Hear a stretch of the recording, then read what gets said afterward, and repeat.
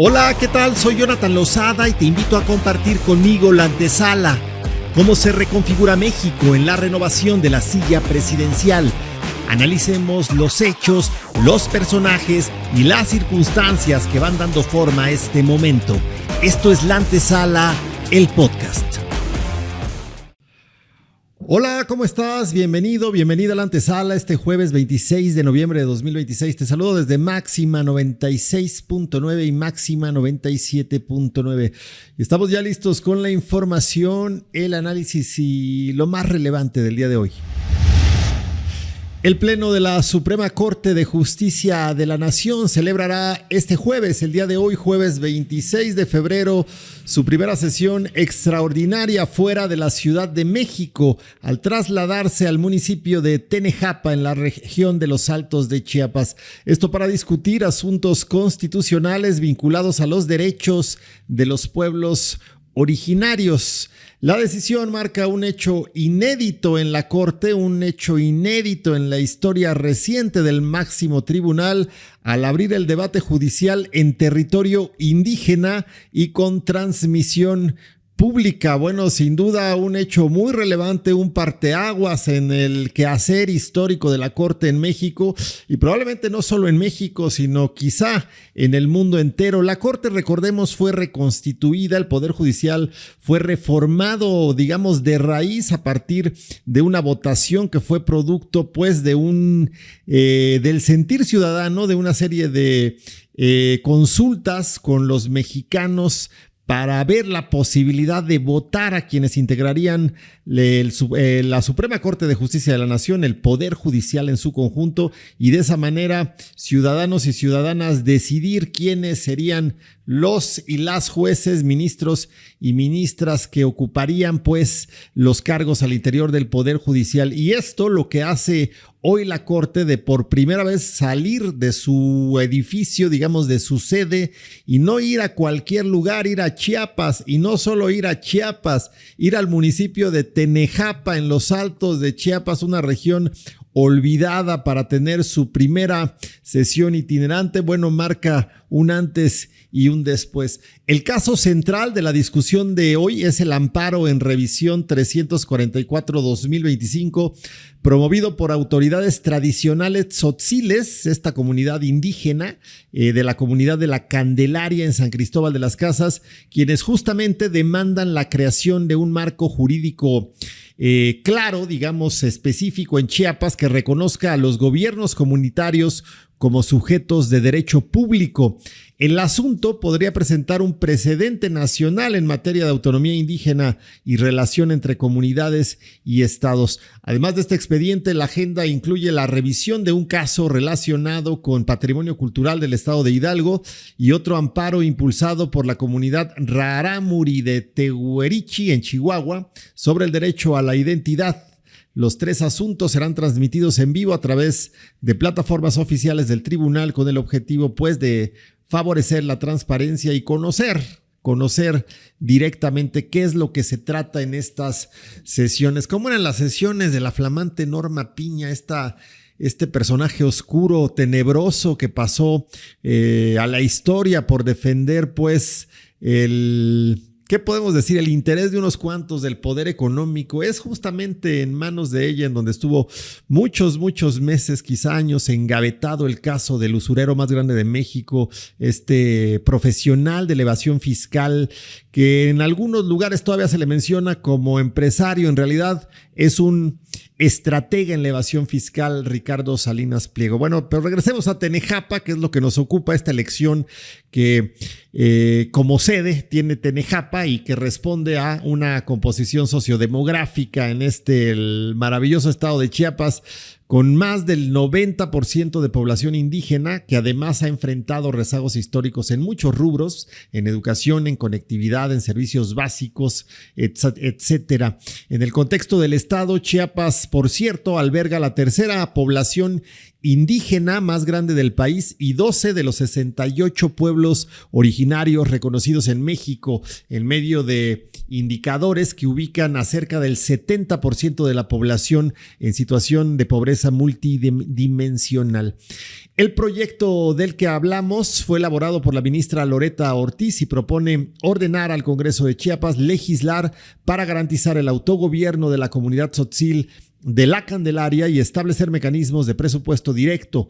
La ponencia subraya que la diversidad cultural y lingüística de la entidad refleja el carácter pluricultural del país y la necesidad de avanzar hacia esquemas efectivos y de participación y autodeterminación indígena. Bueno, con esta sesión, la primera sesión itinerante de la Corte, se busca pues acercar la justicia constitucional a comunidades históricamente marginadas. Vamos a ver si así sucede, vamos a registrar si así pasa, vamos a ver si estas intenciones se quedan más allá que en la intención y muestran pues esta cercanía que tiene como objetivo este ejercicio de acercamiento geográfico de las sesiones.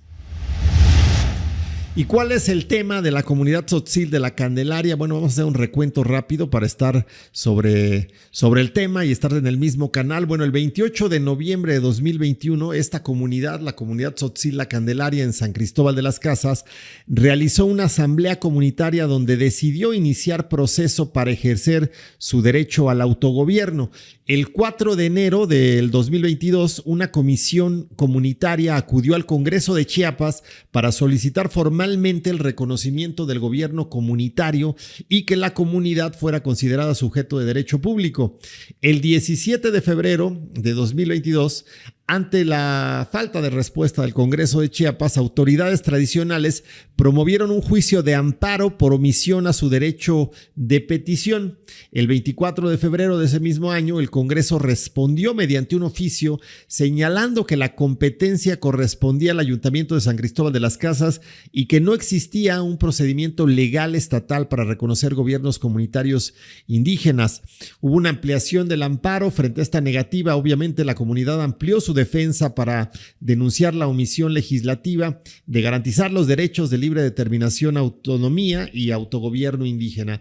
El argumento central, ¿cuál es? Bueno, los representantes indígenas sostuvieron que el Congreso no podía excusarse en la falta de leyes secundarias ni trasladar la responsabilidad, pues está obligado a crear mecanismos para hacer efectivos los derechos reconocidos en la Constitución y tratados internacionales. Llega pues este tema a la Suprema Corte y tras un prolongado recorrido judicial, el caso fue atraído a la Suprema Corte de Justicia de la Nación, donde se plantea conceder el amparo y ordenar al Congreso de Chiapas crear o adecuar leyes que permitan el ejercicio real del autogobierno indígena.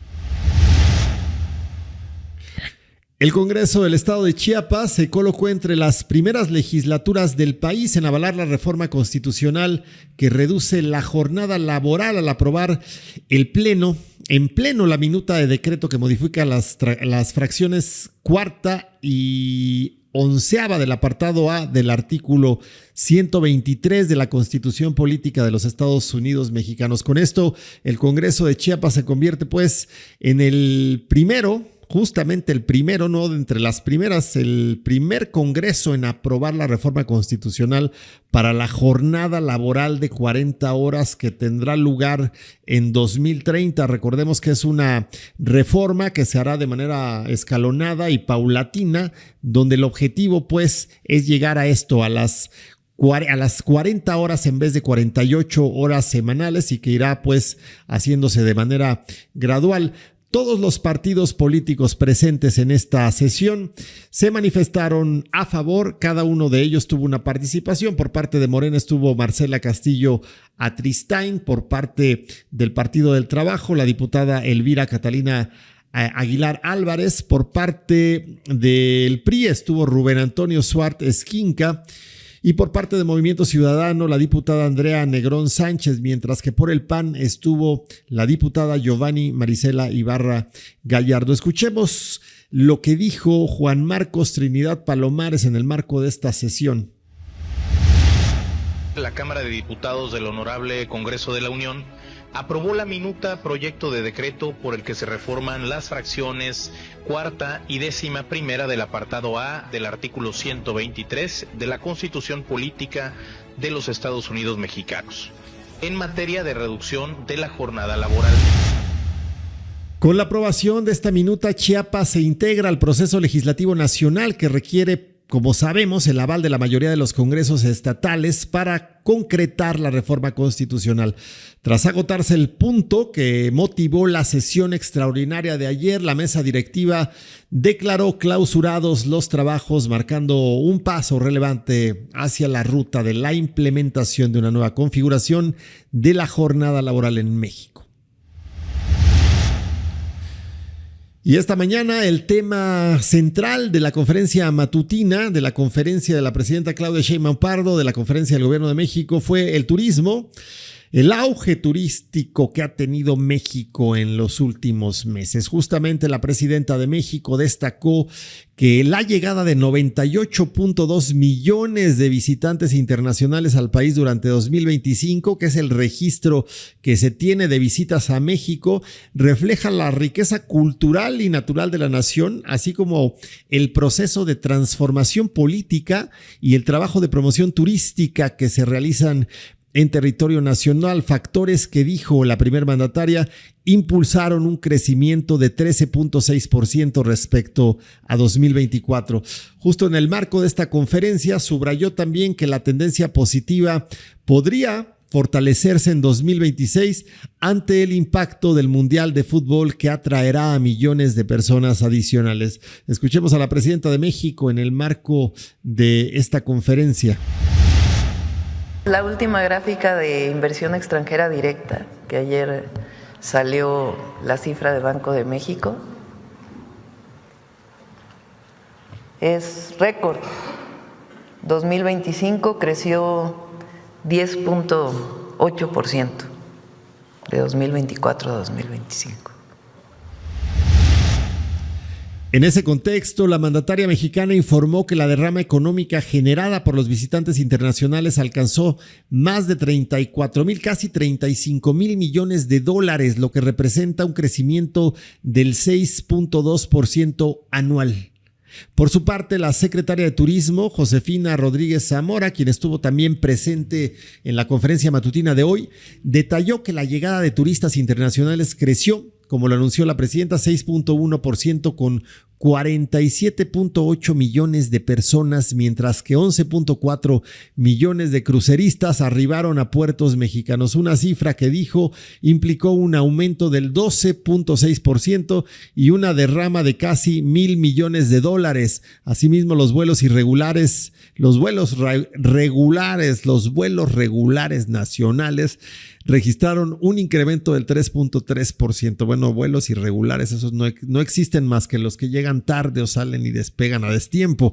Vamos a escuchar lo que dijo la secretaria de Turismo, Josefina Rodríguez Zamora, hoy en la conferencia matutina. Y vean el dato de abajo.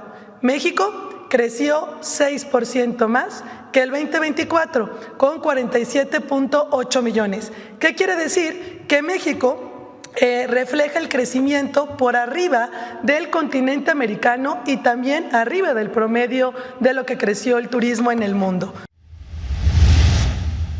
Y Chiapas buscará récord Guinness con la playera humana más grande del mundo rumbo al Mundial 2026. Y esto es justamente en el marco de las actividades previas a este magno evento, este evento de talla mundial.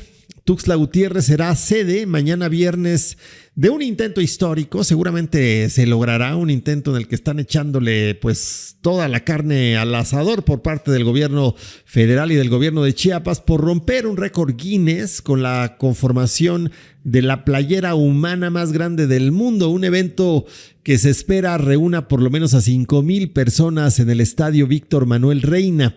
De acuerdo con la convocatoria que fue difundida por la Secretaría de Turismo Federal, la concentración de participantes iniciará a las 7 de la mañana, ahí en el Víctor Manuel Reina con personas previamente registradas, aunque se prevé también la integración de más asistentes, así que si quieres formar parte de esta mega playera, la playera humana más grande del mundo, pues yo creo que hay que asistir 7 de la mañana en el Víctor Manuel Reina. La validación oficial comenzará alrededor de las 9:30 horas, cuando se estima que jueces de Guinness World Records realicen el conteo y la verificación para confirmar si se alcanza la marca internacional.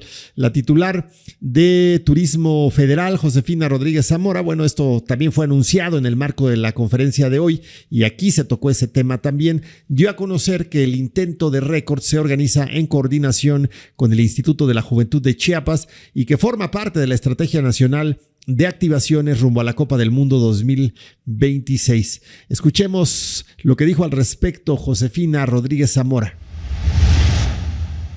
Y aprovecho para invitarlos. El día de mañana estaremos en Chiapas, en Tuxtla Gutiérrez, en nuestro gran estadio, en donde vamos a buscar romper el récord Guinness con más de 4,000 personas formando la playera más grande del mundo. Es parte de lo que nuestra presidenta nos ha pedido en el Mundial Social. Iniciamos con este récord Guinness. Hay mucha motivación de jóvenes en donde se están inscribiendo, así que mañana seguramente les tendremos más buenas noticias.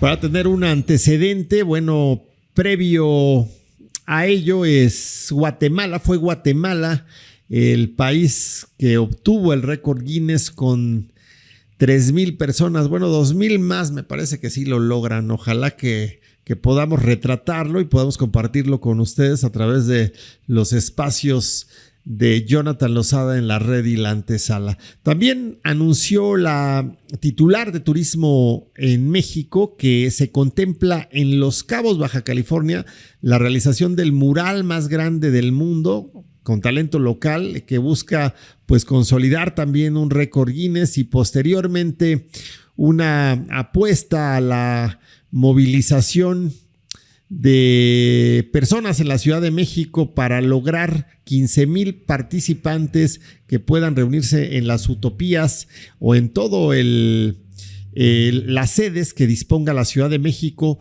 para la clase de fútbol más grande del mundo, esto para el 15 de marzo de este mismo año. La presidenta de México pues también estuvo presente y se congratuló al respecto con esto que presenta pues el arranque de lo que será el Mundial 2026. Y ha habido mucha polémica con relación a qué tanto se afectó el país o qué tanto se reconfiguró el país, la seguridad y pues el libre tránsito de los ciudadanos a partir del operativo que dio lugar a la captura del Mencho y bueno, posterior fallecimiento de este líder criminal. Mucho se dijo, sobre todo se intentó posicionar también la idea de que a partir de ello México quedaba en una circunstancia de vulnerabilidad y realmente lo que hemos visto, lo que hemos retratado pues a través de las coberturas que hemos realizado pues es que simplemente todo regresó a la normalidad. Por supuesto, un evento como el sucedido el domingo pasado tendrá repercusiones a largo plazo. Por supuesto, una organización criminal que pierde a su líder, como el Cártel Jalisco Nueva Generación, se reconfigurará de manera, digamos, natural. Eso es lo que sucedería en cualquier escenario con cualquier organización criminal o no criminal. Pero qué alcance tendrá es lo que estamos por ver. Lo que es cierto es que la confianza de la FIFA siguió puesta en México y que su presidente Gianni Infantino dijo que se mantiene pues México como sede del Mundial de Fútbol 2026, pese a lo que se dice en torno a lo desatado por el operativo. La presidenta Claudia Sheinbaum Pardo agradeció a la FIFA y reafirmó lo dicho por su presidente. Vamos a escuchar cómo lo dijo en la mañanera de hoy. Primero darle las gracias a la FIFA, a Gianni Infantino, y en efecto ayer hizo la declaración de que hemos estado yo no personalmente, pero el equipo ha estado en contacto con él y pues explicándole que no hay ningún problema. Y ayer dijo, la sede es México, sus sedes son las que son y no hay ningún cambio. Y así pues los temas de esta mañana en la conferencia matutina, temas que tienen mucho que ver con el turismo y que se vincularon directamente con Chiapas sin querer. Mañana también está este magno evento, digo sin querer, no sé sin querer o queriendo, no sé qué tan planificado estuvo para que mañana se traslade la Secretaría de Turismo a Chiapas en esto que será pues un intento por tener la playera humana. Playera o camiseta, era playera humana más grande del mundo. Y el gobernador de Chiapas, Eduardo Ramírez Aguilar, atestiguó la celebración de los matrimonios colectivos 2026, este evento organizado por el sistema DIF estatal, donde 316 parejas formalizaron jurídicamente su unión en un acto que destacó por su carácter social, bueno, casarse en comunidad, qué interesante, por su carácter social y familiar. Durante el evento, el mandatario acompañó más bien él a la señora Sofía Espinosa Abarca, el evento organizado por el DIF, obviamente.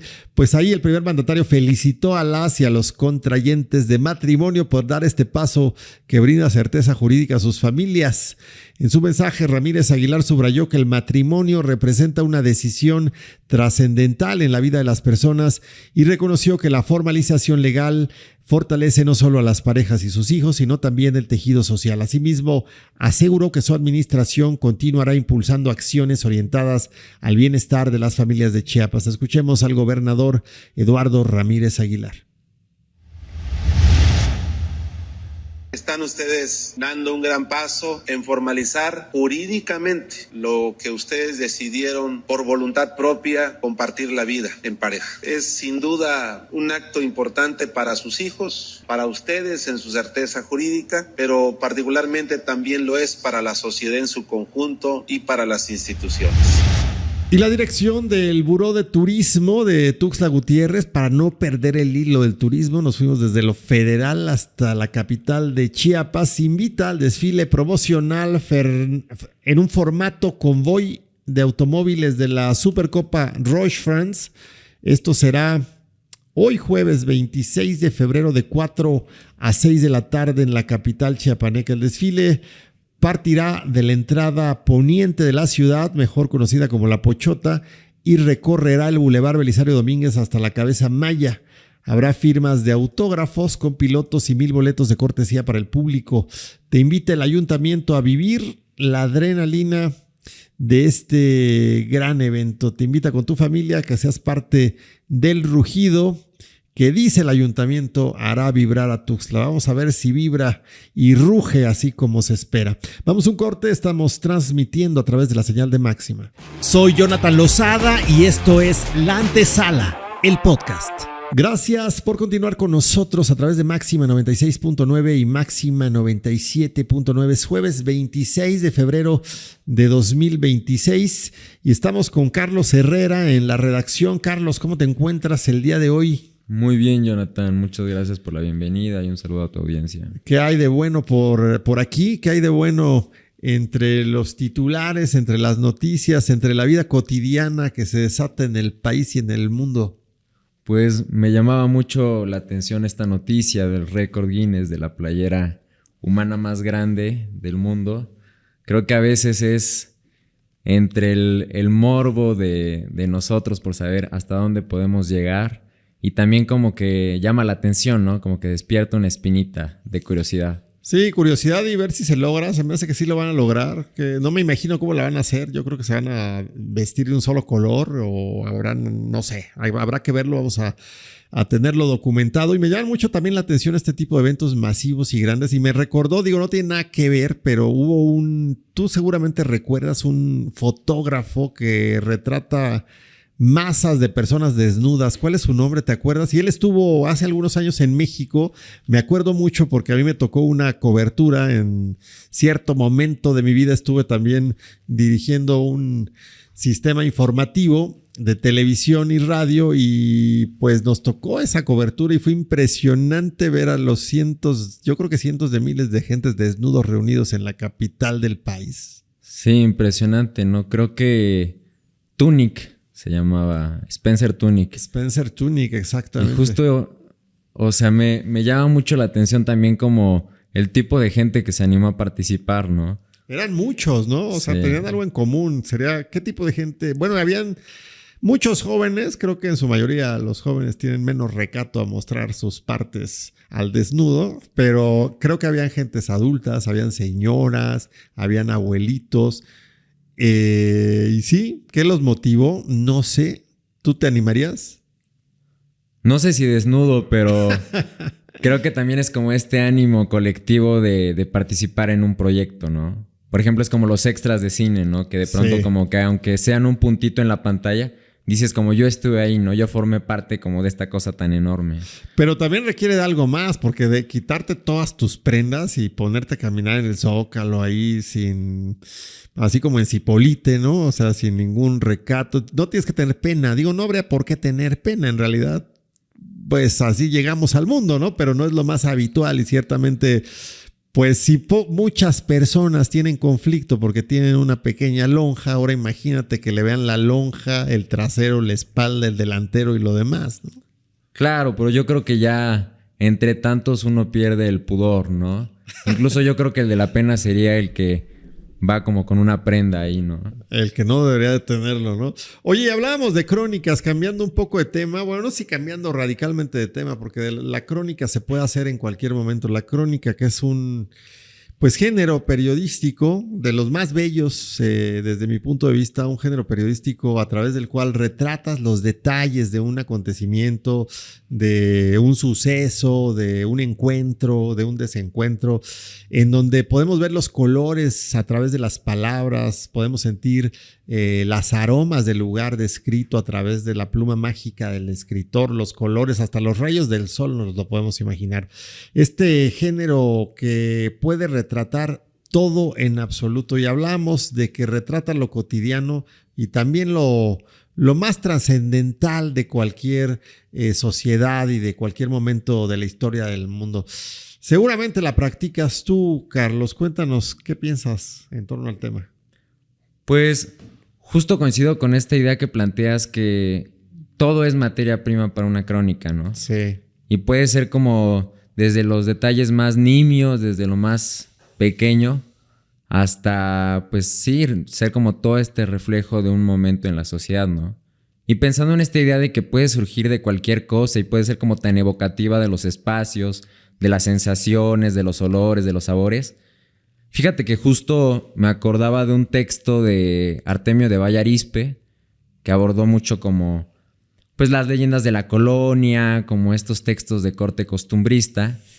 Y en este texto él hablaba de las tortas. Hablaba en particular de un changarro, me parece que estaba en el centro, que eran las tortas de Armando, en Santa Catarina, si mal no recuerdo. En el centro de la Ciudad de México. En el centro de la Ciudad de México. Y justo en su crónica, como que desplegaba todo este arsenal de vocablos, de recursos del lenguaje, para describir algo tan cotidiano como la elaboración de una torta, ¿no? O sea, verlo como una suerte de ceremonia y de congregación de muchos tipos de grupos sociales y de qué es lo que platican, qué es lo que hacen, cómo interactúan, de dónde vienen, por qué llegan como a este punto de comunión. Me parece fascinante, ¿no? Sí, totalmente.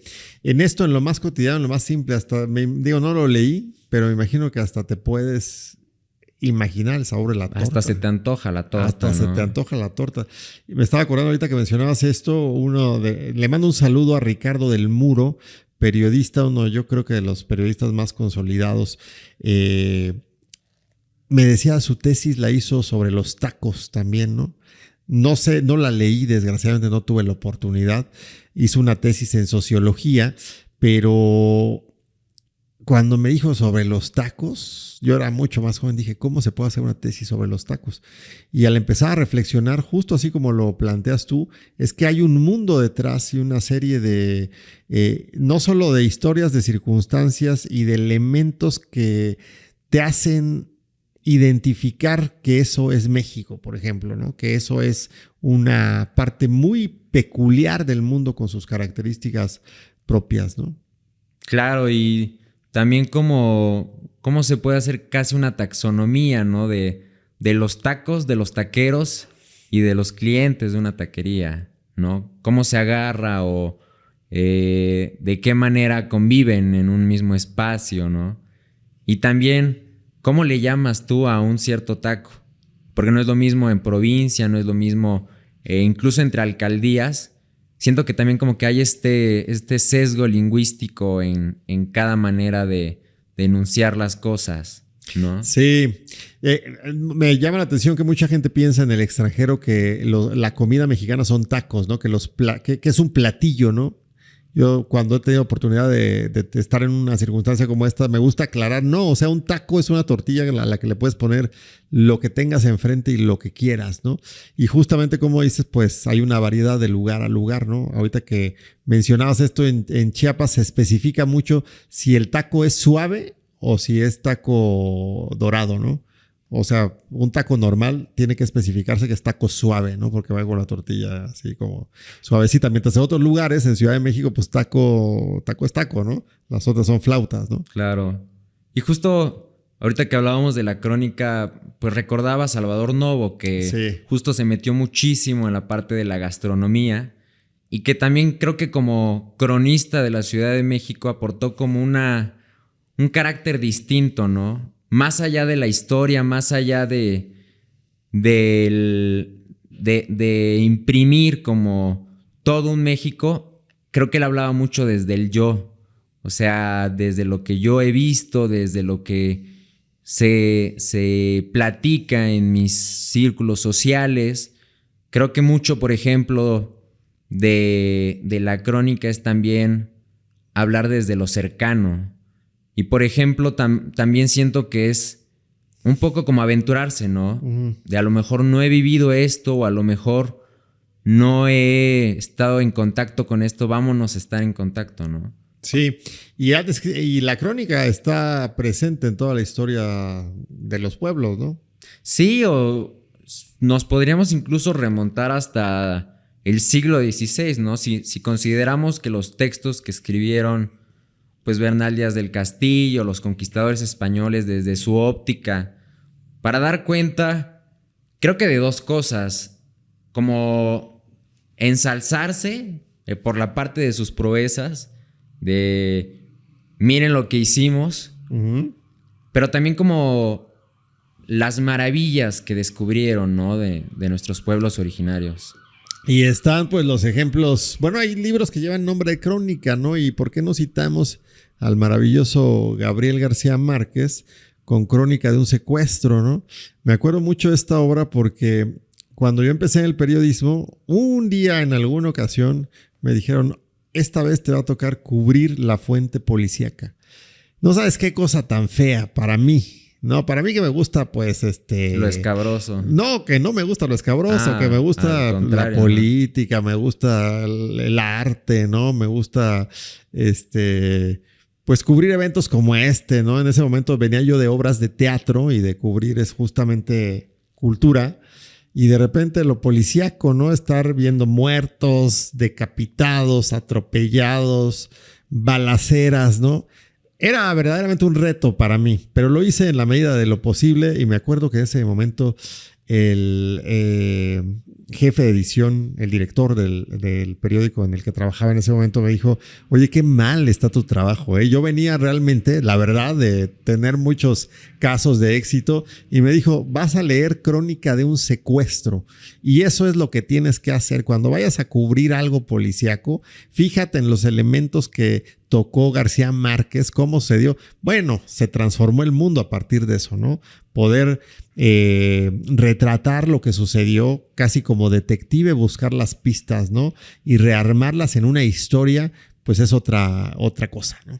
Es que creo que también puede haber arte en la nota roja, ¿no? 100%. Pienso en, por ejemplo, las fotografías de Enrique Metínides, que si bien son de una crudeza que apabulla, como que uno puede quedarse a contemplarlas y pensar como en cómo las compuso, qué de qué manera como que está el ángulo de la cámara, qué es lo que observa, las reacciones de la gente, ¿no? También como este elemento social. Totalmente, y te permite también como escritor, como periodista, yo diría y yo invitaría a la gente también a escribir lo que le sucede todos los días. Mucha gente lleva sus diarios, ¿no? Y dicen, querido diario, hoy hice ta, pero también se puede narrar de otra manera. Hoy mientras me levanté y el sol caía de manera directa sobre el vaso de agua que dejé la noche previa, me di cuenta que en mi mente había algo que tenía que hacer el día de hoy. Salí, abrí la puerta, estaban mis padres sentados, olía café recién hecho, no sé, todas estas cosas que puedes narrar en un diario, en un ejercicio pues de creación literaria, si es que nos interesa, o en el mismo periodismo, yo creo que te reafirma también a ti mismo, ¿no? Me parece como una especie de catarsis individual, ¿no? Que te hace también reconocerte a ti mismo. Totalmente. Creo que deberíamos de practicar la crónica en todos lados. Sí. Apología de la crónica. Y creo que justo este ejercicio de conocerse mucho mejor, pues agolpa no solo lo que te pasa, sino también lo que piensas, lo que sientes. Y creo que si, por ejemplo, quien nos escucha se atreve a empezar a escribir diarios, o si tiene ya este hábito, como que pronto se va a dar cuenta de que naturalmente le va a surgir la curiosidad de escribir las cosas distintas o de variarle, ¿no? Sí. Pienso en Alfonso Reyes, cuyos diarios abarcan 12 tomos, ¿no? ¿Cómo le hace un cuate para no escribir lo mismo durante 40 años? 12 tomos. 12 tomos. A ver, cuéntanos más, me llama la atención. Pues Alfonso Reyes, uno de los grandes intelectuales de México, empezó a escribir estos diarios desde que tenía 15, 16 años. Y lo interesante es que es también una genealogía de hacia dónde se fueron dirigiendo, centrando sus intereses, hacia la teoría literaria, hacia la vida política, hacia la vida cultural, hacia la poesía. Entonces, también es un poco una introspección acerca de quién eres como intelectual y como creador, ¿no? Qué buenísimo, qué buenísimo. Y una crónica digerible, a ver, Carlos. Una crónica digerible. Digerible así que digamos, a ver, vamos ahorita en la tarde, alguien que nos escuche dirá, oye, pues yo sí quiero ver de qué están hablando estos dos, ¿no? A ver, danos un ejemplo de una crónica. Yo le recomendaría a la audiencia los textos que escribió el gran periodista Ricardo Garibay sobre el boxeador Rubén Olivares, a quien apodaban el Gran Púas. Creo que es muy ameno y es a todo dar como la jocosidad con la que cuenta las cosas, ¿no? Vamos a ponerlo en nuestra lista porque me parece que sí, un acercamiento es oportuno y es necesario para conocer un poco más de lo que es pues género literario, así se puede denominar también. Sí. Género periodístico, sí. Género literario también. ¿No te parece que es como a medio camino entre literatura y periodismo? Sí, me parece que es la confluencia perfecta, ¿no? Claro. Me acuerdo también que después de lo que les conté, terminé ya mi etapa en Nota Roja, ya muy bien librado, gracias a García Márquez, gracias al maestro, que no lo supo, ojalá lo hubiera sabido. Y después ya me encroniqué, ¿no? Entonces sí, el lugar al que iba hacía crónica, luego hice crónica parlamentaria y en el Congreso todo el retrato a través de las palabras de lo que decían los legisladores, luego hasta crónica en una campaña política, ¿no? Se convierte en un género muy, muy rico, muy apreciado y como has dicho, justo a la mitad. Me parece que de ahí a la literatura es justamente solo un paso, ¿no? ¿Quiénes son los grandes cronistas de México? Yo sin lugar a duda pondría a Monsiváis, pondría a Poniatowska con este gran testimonio polifónico que es La Noche de Tlatelolco.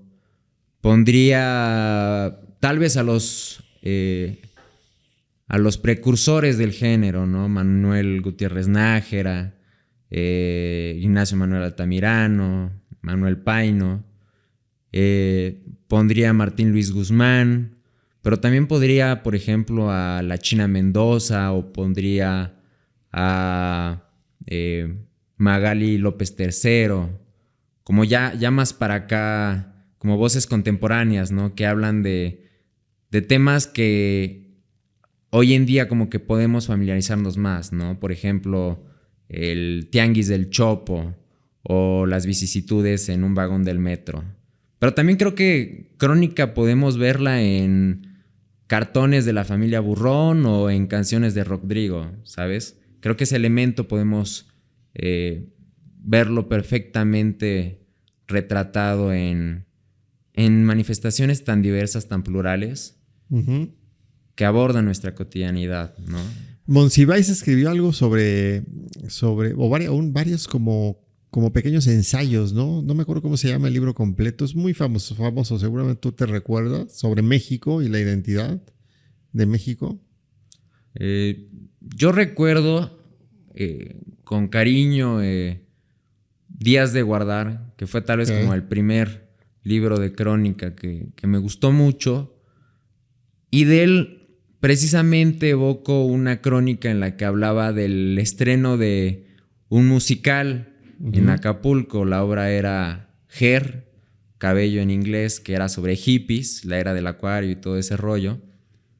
Y como que lo vaciado de la crónica justamente estaba en todo lo que puede salir mal en el montaje de una obra. Sí. ¿No? Y eso es a veces también como que lo interesante que te permite la crónica.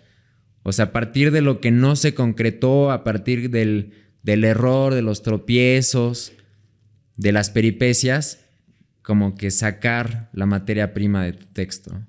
Eso es padrísimo en la literatura, retratar esos momentos a veces desaventurados de la vida y que, como dices, se pueden convertir en materia prima de otra cosa. Porque al final de cuentas la vida es eso, ¿no?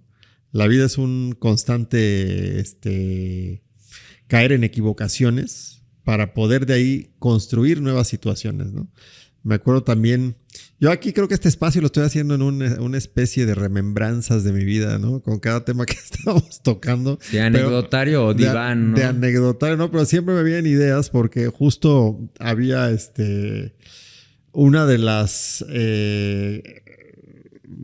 maestras de mi doctorado decía, empezamos el doctorado en ese entonces, decía, tenemos que pensar en un problema, ¿no? El problema el problema doctoral, ¿no? A través del cual íbamos a desarrollar la tesis y lo demás. Y esa era un problema para todos, ¿no? Un problema, tener un problema. ¿Dónde está cómo lo encontramos? No, bueno, pues, ¿por qué están aquí, no?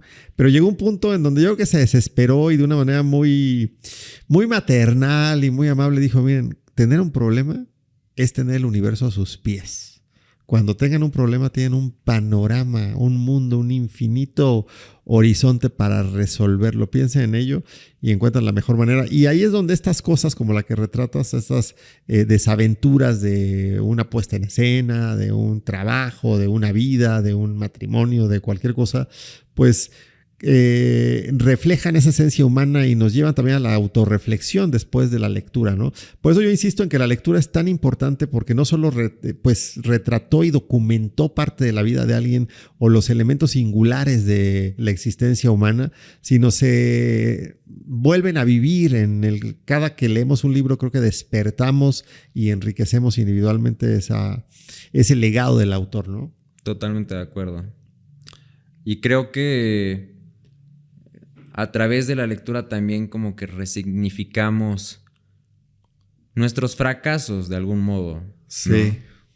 Como que si podemos canalizarlo a partir de un arte, a partir de la escritura en este caso, y que eso como que compenetre con el sentir de alguien más, creo que entonces nos haría sentir menos solos, ¿no? Deberías de compartirnos un día lo que escribes, Carlos. Lo que escribes a nivel periodístico. Pues Carlos es parte del equipo de Jonathan Lozada en la red, de la antesala también, y obviamente su trabajo periodístico está disponible ahí en nuestro sitio web, en el sitio de este proyecto informativo, pero deberías de compartirnos también lo que escribes en materia literaria y nos encantaría conocerlo. Un día deberías de traértelo y pues echarte una lectura de algunos párrafos, ¿no? Sí, me encantaría. Es un compromiso que ya queda firmado. Buenísimo. Bueno, ¿con qué nos vamos a ir el día de hoy, Carlos? Yo me iría, la verdad, con esta idea de a veces el camino del perdedor es más atractivo en literatura, pero no es perdedor si finalmente puede canalizarse a través del arte, ¿no? 100% de acuerdo. Yo me lo voy a llevar al plano de lo real, y el camino del perdedor también lleva el camino del intento de hacer algo, ¿no? Y en el intento de la vida real también ahí le voy a poner una palomita a quien intentó hacer algo en la vida. Ojalá que quede plasmado en la literatura una experiencia más, una vida más, una huella más. Pero definitivamente en lo individual, intentar vale mucho la pena.